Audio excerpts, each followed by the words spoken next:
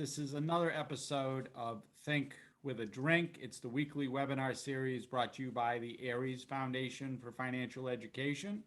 This week's topic is, are annuities bad? Or annuities are bad, or as we had sent out, the good, the bad, and the ugly of annuities. And we're going to go through as we go along. Speaking of your pilots for this evening's presentation, my name is Tom Alessi. I am the president of the ARIES Foundation. I have been in financial services now for about 23 years. I am an investment advisor. That means that I act in a fiduciary capacity whenever I'm giving any advice or guidance to my clients. I'm going to bring Craig in, my vice president and co-pilot for this evening. Craig, why don't you introduce yourself? Sure. So I'm Craig Richardson. I am the vice president of the ARIES Foundation. I've been in financial services a little over 17 years now, and I do personal comprehensive planning for individuals and small businesses so they can have a better relationship with their money.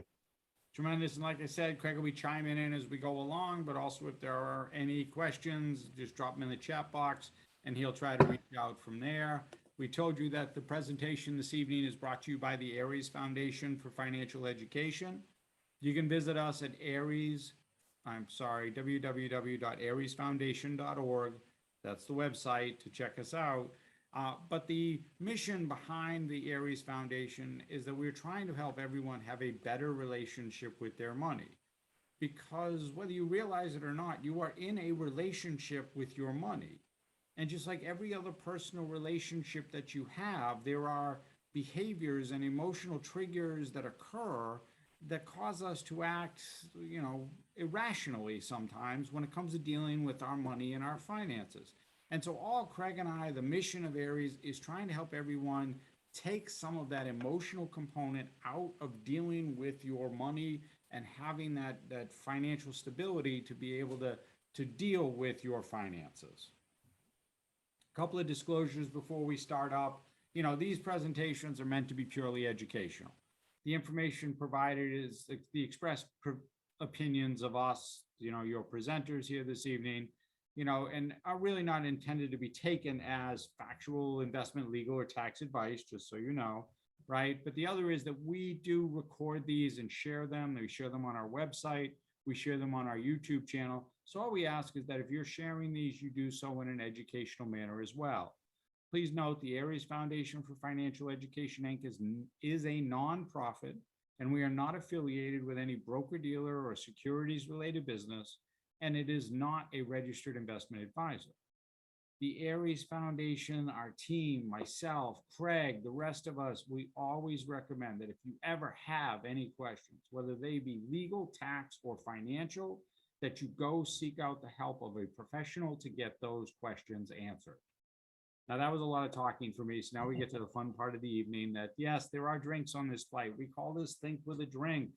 The reason we call it Think with a Drink is that we are trying to give you information, provide education, but we wanted to do it in a very casual and relaxed manner.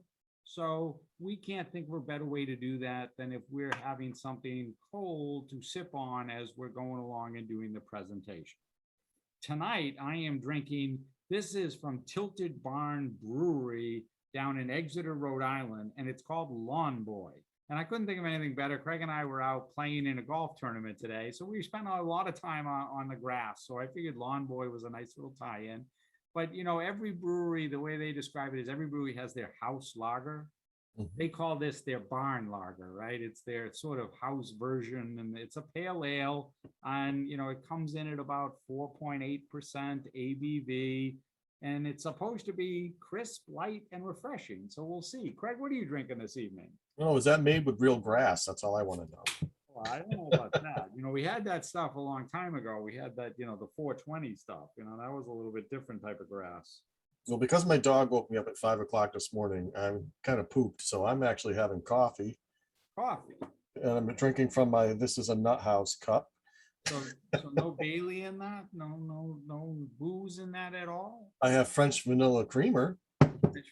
That count? We can pretend it's Bailey's. I have Bailey's. Coffee's what you needed today. Skol.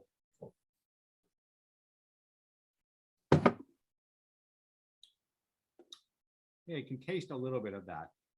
Grass. He's gonna have a little bit of an aftertaste. All right, so the agenda, why into this, you know, why annuities are bad. And it's generally because everybody says they are, right? You know, that's what we hear. And, you know, there's a lot of talking heads out there that will say things that sometimes come up about, you know, a lot of times they're rehashing some old information or some old art. All right. So what is an annuity, right? So when you define an annuity, you know, an annuity is a series of payments made at equal intervals for a set period of time. That's really what an annuity is. And, you know, for me, and Greg, you can chime in on this. I mean, two of the biggest, you know, things out there, you know, versions of an annuity that exist are Social Security and corporate pension plans. That's correct. And I I've know. never heard anybody say, like Ken Fisher, I hate Social Security, right? He says, I hate annuities, but Or anybody in a union who says, I don't want a pension. right, like, oh, hey, I hate having a pension plan, right? So, you know, there's really, you know, when we break this down, three different types of annuities. You have fixed, indexed, and variable.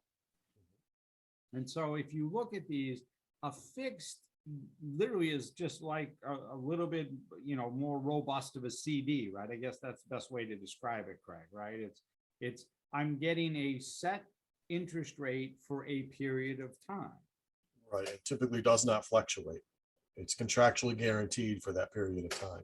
Right. And now that period of time certainly can be longer than some CDs, usually minimum at about 3 years, but they can go all the way out to 7 or 10 years, right, Craig? Somewhere in that range. Oh, easily. Yes. Yep. Yeah. And but it's you're getting that, as Craig said, you know, so if the interest rate is 3%, say, they're going to guarantee it's going to be 3% for the period of the contract. Correct. Like a CD, at the end of the CD, it will go based on prevalent rates at the time. And just like your CD does, when your CD goes to roll over, you may have been getting 3.5%, 4%, or 5%. And now the bank's telling you, well, now you're only going to get, you know, 0.5% or 1%, because that's the prevalent rate. So it's always, you know, on the person to be aware of what happens at the end of the contract. We'll talk about that later, about how to judge and review an annuity. Mhm. An indexed annuity is a fixed annuity that, instead of just having an interest rate attached to it, it uses one of the indexes out there. Most of the time it's the S&P 500, but it could be, you know, the MIFI, which is the Morgan Stanley, the Europe, Asia, Far East index, you know, basically the rest of the world. It could be gold. It could be the NASDAQ. There are different indexes that can be used as the basis. And all it's doing is saying that the contract is going to look at what happened to that index. Your money is not invested in it. Your money is your money. And the index goes up, you gain. If the index goes down, you don't lose anything, but you don't gain anything either. Correct. Right? That's the difference between the fixed, which gives you that guaranteed interest along. Right. So you could participate in gains if the market or that index goes up, and you don't have to share in the loss if it goes down. Now, I don't know how much farther you want to get into the index right now, but there is a give and take there too. Well, right. And so we're gonna uncover the good and the bad of all of these, right? Right. We're just giving you sort of the definitions into them right now. Sure. Mhm. In the case of a variable annuity, what the variable annuity does is it invests essentially in usually mutual funds, or what are ETFs. Those are exchange traded funds. So some form of program, much like a 401k would have. You'd have a variety of different funds available that you can invest your money into. Right. Unlike the fixed or indexed, where, as Craig said, that, you know, if the market goes down, you're not losing any money. In the case of a variable contract, if the market goes down, your money's invested, you lose money. And it's usually insurance companies that issue annuities, right? I mean, it can be a There are bank. some out there that don't, but like Fidelity has one nowadays. I think Vanguard has one nowadays. Right. So in the first two instances of fixed the index, it's the issuing company that's taking the risk. Whereas in the variable, you're taking the risk because you're in the market. Right. Yeah, and we'll talk about that when we get into, looking at how to review them or how to judge an annuity type of thing. But that's the idea there. Understand there are these are three different variations to it. There's actually one more, which is sort of, it's missing there in terms of the types of annuities, and I don't know why I didn't have it on there, but that's my fault in terms of the screen. I didn't even realize it. What you have is what is known as an immediate annuity, and that's what your the correlation to Social Security or to a pension plan is most like. And the way an immediate annuity works is you give a lump sum of money to, as Craig said, an insurance company, and then they give you a guarantee that they are going to pay you a certain amount of month every month for a period of time. So I've heard that annuities were expensive. This is something that we get all the time, and so what we say with that is, compared to what? I mean, right now, the 10-year US Treasury is paying 1.3%. That's basically this week's rate, right? I looked at it in terms of this week to see what the rate was paying. It's 10 years, you're going to get 1.3. Okay. The 2-year average CD right now is paying just over 0.5%. Yay. Yeah. No, not yay. Right? Not yay. I mean, when we talk about this, that a lot of times you've got to have some context to what you're talking. Yep. I mean, the only other thing to consider is the fact that once you put into it, just like a CD, you are in it for a certain period of time. So if all of a sudden rates increased, well, you might have your expense may be some opportunity cost. Right. But that's about it. Right, but you have to factor that. That's part of the, part of looking at how am I building this out, and we'll talk about that when we get into the whole breaking out the planning part and what you're doing and why you're doing it and why that might make sense or why it doesn't make sense in the case for some people that it really doesn't make sense for them. So what can an annuity do, right? So, ultimately, as Craig had mentioned and what we had talked about is that the annuity, when we talk about retirement, certainly can create that guaranteed stream of income. I can give a lump of money to an insurance company, and they are going to guarantee to pay me out a certain percentage every year based on my age, right, Greg? That's how that works, right? They're going to look at it from a mortality table and say, based on your age, we're going to pay you this amount. Right. And in certain states also on what your gender is. Okay. Right. So then, because obviously females live longer than males. So in some cases where it's not unisex, that would be the terminology there. Well, it's one of the few cases where the men get an advantage because they're expected to die sooner. So they give us a higher payout rate. So there's a little bit higher expenses.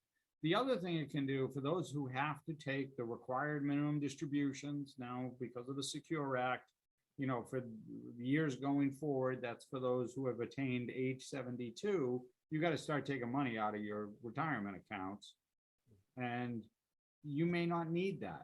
Some people are in the situation where they don't need to tap into those funds and the RMD becomes a burden. Like, I got to take this out. It's creating a tax issue for me. Craig and I have a client we're going through that with, and we just had this conversation about, well, how much is that RMD really going to trigger here?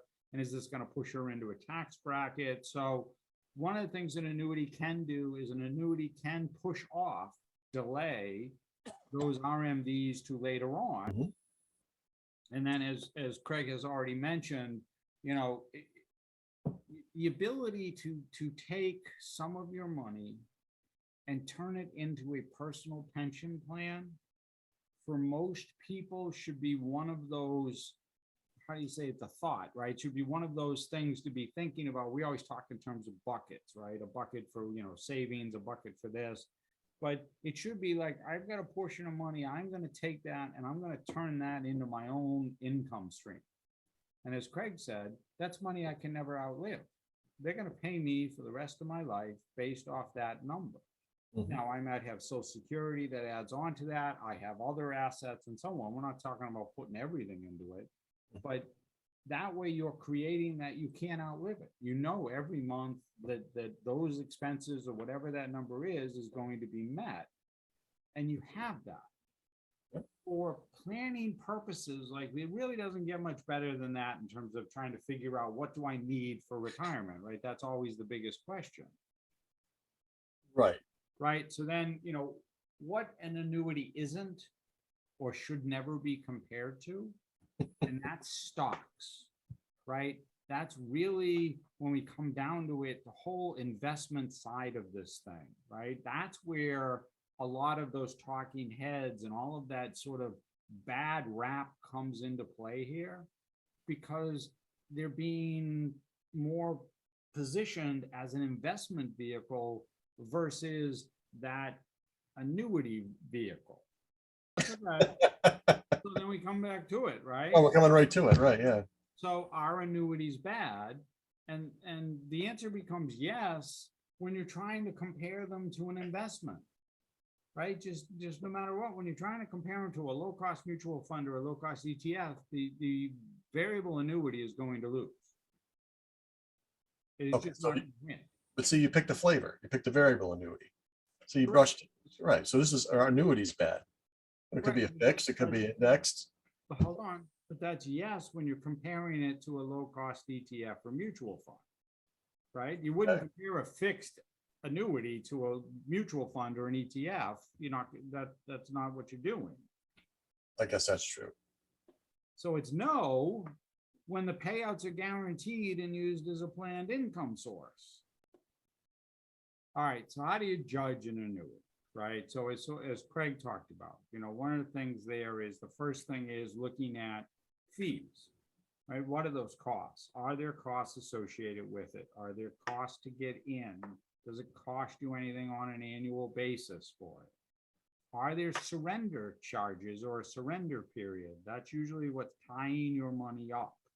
So in some cases, the other reason that bad rap or that annuities get knocked about is that some of those, whether they're indexed or variable, have long surrender period. 7, 10, 12 years that your money is essentially locked up with that. And then if you own one, right? Oh, and the last one is the rating of the company. Right. So you want to be in, just like anything else, you want to be in an A-level company with a rating of at least A or better, double A or triple A rating. And why would that be? Because essentially that's based on the foundation of the credit worthiness of the company, right? So I don't want to go into a contract and give somebody a lump sum of money to get paid out for the rest of my life, and then find out that this company goes out belly up in 7 years or 10 years. Because annuities aren't guaranteed like your checking account by the federal government. They're not FDIC insured. That is correct. It's only the good faith of the company that's issuing it. Right. And that's why you own one. Right? So if you own an annuity, one of the things with all annuities is they have beneficiaries.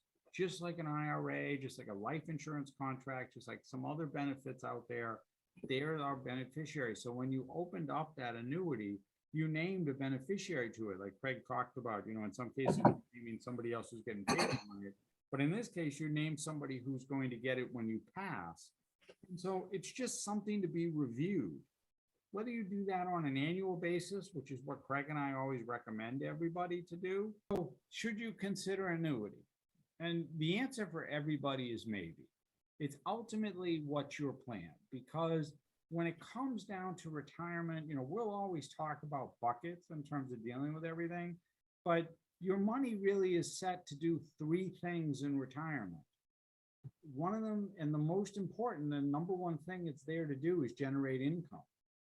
Then it's going to be there for liquidity and or maybe legacy. And as Craig always and I say, there's a 4th leg there, 4th bucket that is, assisted care needs. So the conversation is, how are you generating that income? So are annuities bad? That's the question we've been trying to answer here. And, really, it depends. What are your financial goals? What are you trying to achieve? What are you trying to deal with?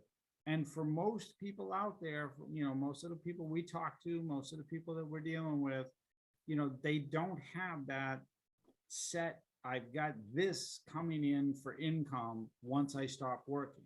And for anybody out there, right, if you need help with it, or just you want to have some questions or anything, just type yes into the chat box. We're here to answer any questions, and just to give you a little advice and some guidance, and sort of coach you through all of that. We have no questions in the chat box. Okay, I certainly appreciate that. Well, if you do ever have any questions, you can visit us. Go to www.ariesfoundation.org, or you can email us at info@ariesfoundation.org. I am going